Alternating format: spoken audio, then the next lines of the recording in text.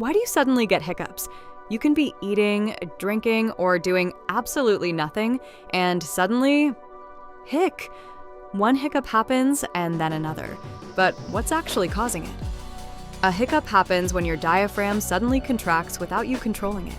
The contraction makes you quickly breathe in, and then your vocal cords snap shut. That's what creates the familiar hic sound. Hiccups can be triggered by eating too quickly, drinking fizzy drinks, sudden changes in temperature, or even laughing. And here's the strange part. Most hiccups disappear on their own within a few minutes. Your body basically starts doing something automatically.